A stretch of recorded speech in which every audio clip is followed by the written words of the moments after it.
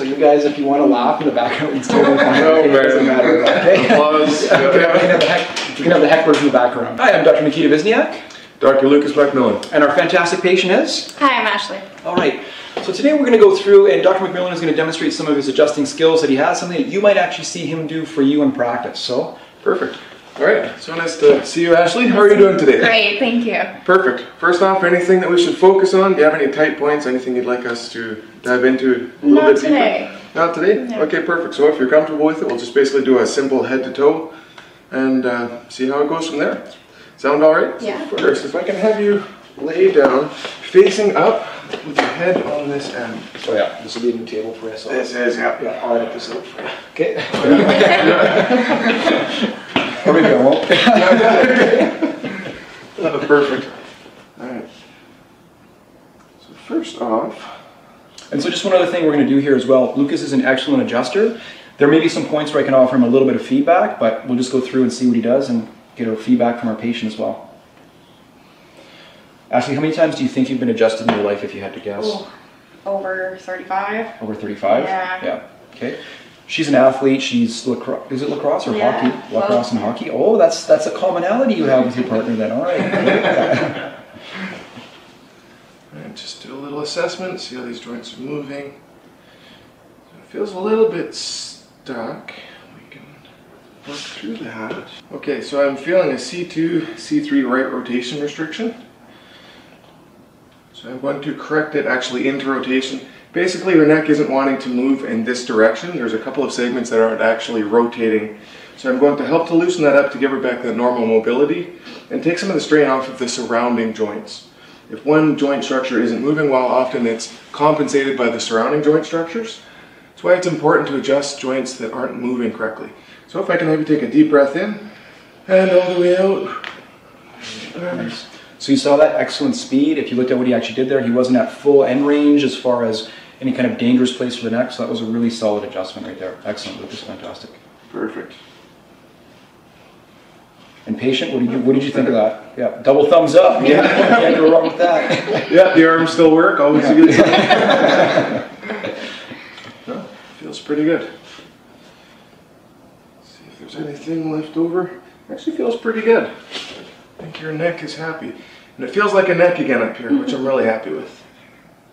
All right, so one point of feedback here, really good adjustment. You can see for most patients that's going to be great, but if we're trying to take our adjusting to the next level, this might seem like a silly thing, but it does make a difference.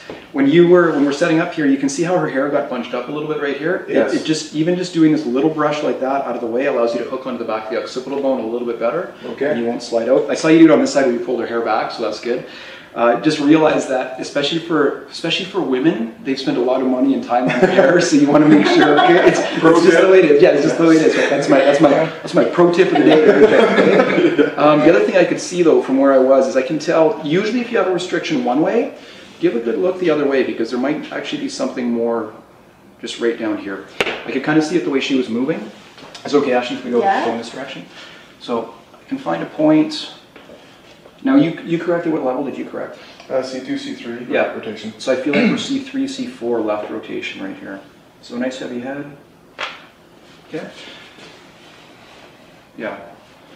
So again, I would encourage, like, even though you feel it on one side, definitely back to the other side, and just go ahead and repalpate her neck and see if you notice a difference with that. Get the hair on. There you go. Nice. I tied up. Yeah, no, this is good. Yeah. This is good all around. Yeah. Yeah. Right? And Definite improvement. Yeah, and even with her laying flat, you can see it a little bit better too, like even the side to side. So, but really good job. Okay, moving on. Appreciate that. Yep. Okay. Yeah. Perfect. Well, you can tell that Dr. MacMillan has a bias. Yeah, absolutely. We all do. We all do. And there's less space on this side of the table. That is helping me, maintain my bias. Yep. Right for the only adjustment. Bring this leg up. We'll keep this down. If I can have you cross your arms over, grab them underneath your armpits. Perfect. Just like that. Just to confirm. Is this downward pressure okay? It's comfortable? Perfect. Roll you toward me. And actually, if I can let me slide down on the table just a little bit. So I'm assessing the extension of her thoracic spine. So I like this a lot because what is he doing? He's saving extra movements that he doesn't have to do, right? By assessing in the position that you're going to adjust, you are saving yourself a ton of time right here. Excellent. Thoracic extension restrictions. T4, T5. So big breath in and out. And so what are you thinking, Ashley? How'd that feel? Good. Yeah. Yeah. Okay, really good movement. One big advantage for Lucas as well, pun intended, is that because he's a bigger guy, it's easy for him to generate a lot of force. So if you're a patient out there watching this video, it does make a difference body size. What I find is women tend to be, or smaller people in general, tend to be more finesse type adjusters, so they have good speed and are really technically accurate. But when you reach a certain point of limitation in size, and this guy will be able to move a lot of people where a smaller person might have a little bit more limitation with it. All right, one more adjustment. T7 extension, breath in and out. Let's do another global assessment, see how we're moving. So another excellent technique, pre-assessment, treat, and then post-assessment, just to see that you've made a difference. So extension-wise, it feels pretty good. I'd like to take a look at that CT junction, but I'm likely going to have you face down for that, so we'll come back to it. Okay. Perfect. Yep, super good. For every patient, that's going to be a great setup. I'll just offer 1 point of feedback on it, just minor stuff. Like all this is just like such finesse things, like next to, just to take it to the next level. So she's giving herself the cross like this leg comes up. It's like you've done this before, okay? All right, when you roll your patient over, so she's over like this, I'm just going to go with a flat hand, and you take her back in this direction. See how her hips stay up a little bit right there? Mm-hmm. That means her spine didn't get back to full neutral right there, right? So she can drop all the way back, and that means you're up over top a little bit more, and you can find yourself, you can feel the difference between here and then rolling to there, right? How does it feel different? There's more, like you're pushing more on the actual spot. Yeah, so it's a little bit more centered. What you did is totally successful, but excellent. Okay, all right, moving on. Perfect. I appreciate the feedback. Good stuff. All right. Take a look at the SI joint, see how we're moving here. So very basic, I am seeing that the left leg is shorter than the right leg. Just out of curiosity, if I can have you bring both of your feet up, lift your hips up and back down. Just a general reset. I want to confirm the findings. I'm still seeing that that left leg is short versus the right leg is longer. If I can have you sit all the way up, please. Thank you. So now it is about even. Not sure if that'll show up on the camera, but there's definitely a difference. If I can have you lay back down onto your back, about a ½ an inch difference in the left versus the right leg length. Okay, that's substantial. That's a big difference right there. Pretty significant. I like it. I'd like to confirm the finding if I can. Yeah. I'd like to confirm the finding if I can. Basically turn this over, so we're going to come back to it. As of right now, I'm recording in my head that the left leg is long, the right leg is short when you're in the standing position. So next, if I can have you face down on the table, so sit you up. I will figure this table out. Yes, yeah. You got it. Perfect. There we go. That's how fast this guy learns. Yeah. He's got it. Found the one button. Yeah. Exactly. It's harder than it looks, all right? Yeah. Yeah, for everybody who's watching this, it is way harder to be up here and do it than it is to be where you guys are. Yeah. Perfect. And just for the purpose of the camera, I wonder if we could get you on the other side. I know you're dominant on this side. Just one point too, she's a little bit crooked on the table. I'm always a fan of just actually get you over just a little bit, even your hips over just a bit. Yeah, center up on the table, and there we go. So reassessing the thoracic spine in a new position. Sometimes in a different assessment manner, you can pick up different listings. Yeah, and that's a really important thing to realize, right? You assess one way, assess another way. That's really good with these things. And on top of the adjusting, we're not focusing outside of the adjusting just for this video, but that actual movement in patients. I've basically just gone through and performed these movements, actually moving the tissues around, and whether or not we actually have the cavitations or the adjustments, people benefit from it. They feel better. So just the actual minor movements go a long way. Yeah, if you're just focusing on just the joints or just the bones, you're missing the big part of the picture. Even this as muscle compressions, myofascial release, all that is occurring with this, right?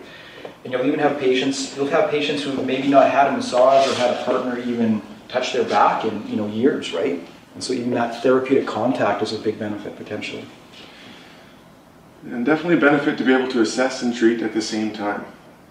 Right. Assessing that CT junction, the junction between the cervical and the thoracic vertebrae. And especially for today's cell phone users, I mean, we really got to talk about this. I'll put a picture up so you can see it about text neck and computer spine, but how's everybody spending their day right now? They're like this on their phone, right? So this is a major area that a lot of physicians and therapists need to look at. I'd like to see it a little bit more cervical flexion. There we go. Thank you. And it's probably one of the most difficult areas for you to actually get mobilizations into, just because the ribs are so tight at the top.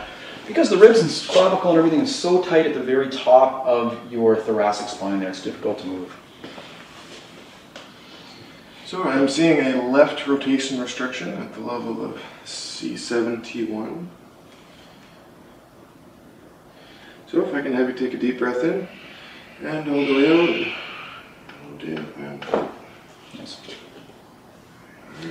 So one thing I appreciate about the way that he's done this setup right now is he adjusted the cervicals first. A lot of people don't adjust the cervicals first, then they do the CT junction and they get cavitations, and they think that they moved the CT junction when in fact it was just residual cervicals that they were actually working on. So, okay.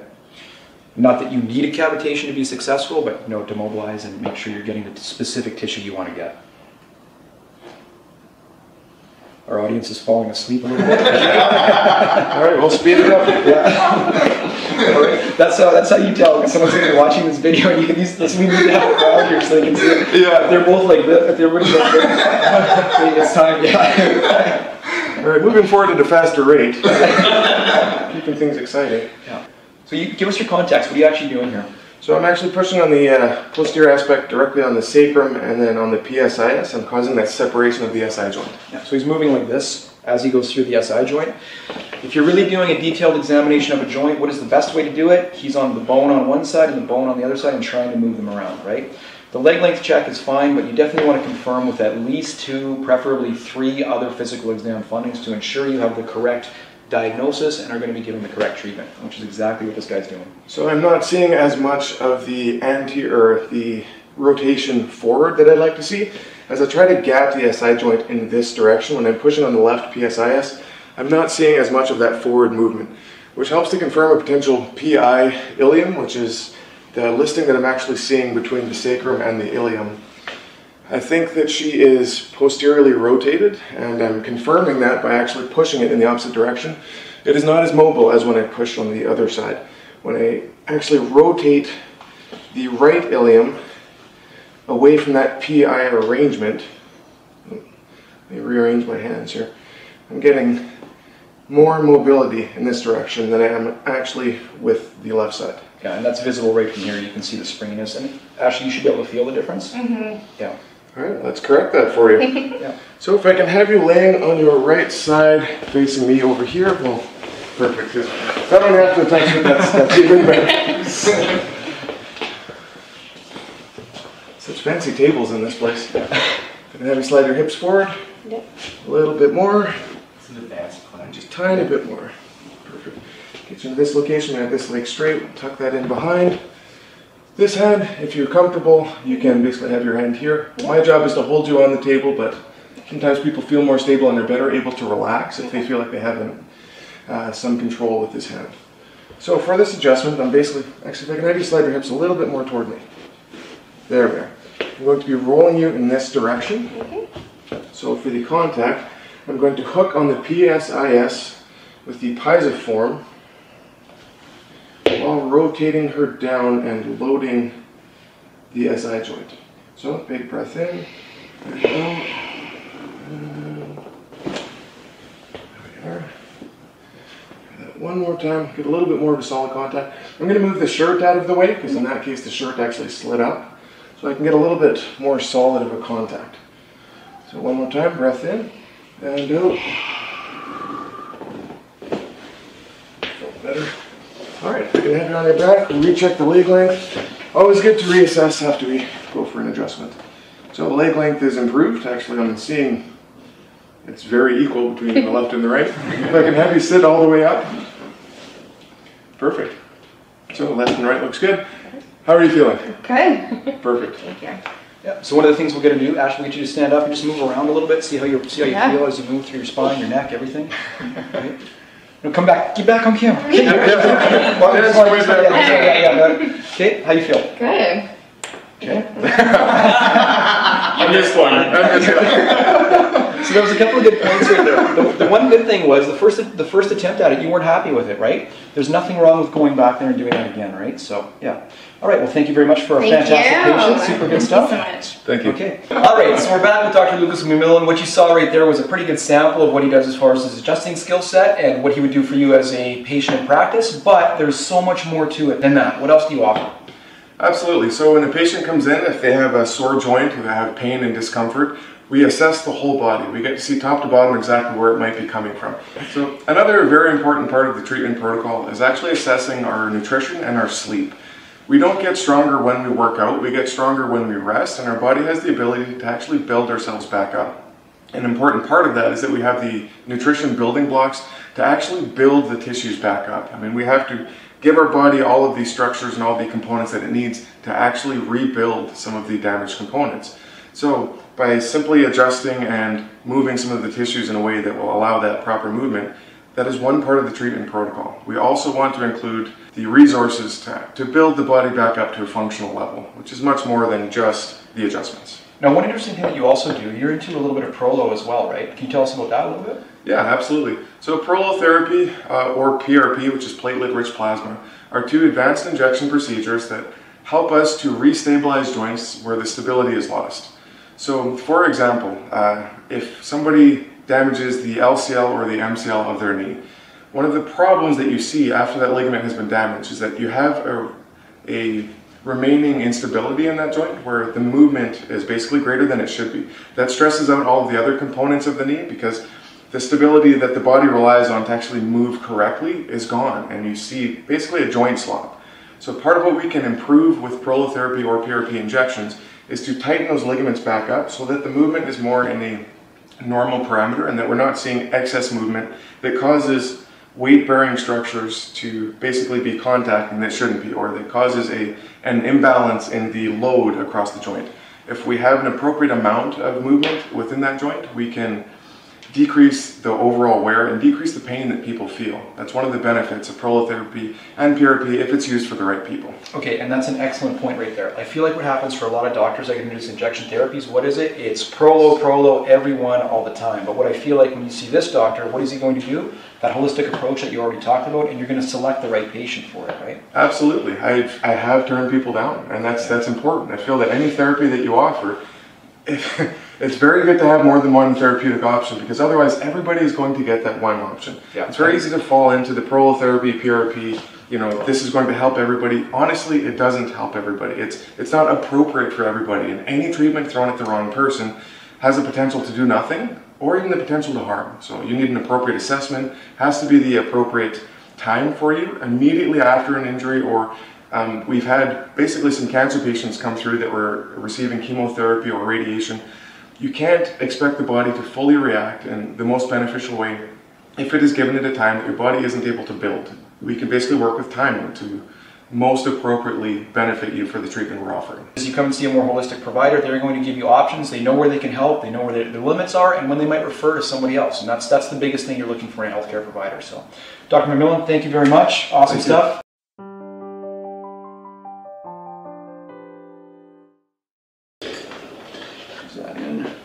You gotta put your armor in. Just in like that. No, you guys put its armor. You're gonna be professional. Oh.